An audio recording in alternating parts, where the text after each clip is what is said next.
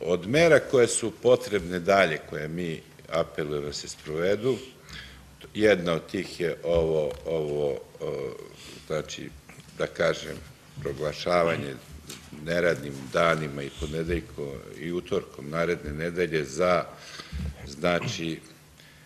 razne, pre svega, administrativne poslove i poslove koji nisu od javnog interesa, koji nisu u direktnoj funkciji građana Srbije.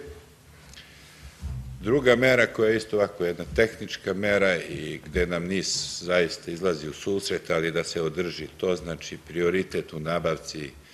mazuta i uopšte tečnih goriva. Nažalost, brzi transport, a najbrži je jer je najveća količina rekama nije moguć ovim baržama, tako da se tu ide vozovima i autocisternama.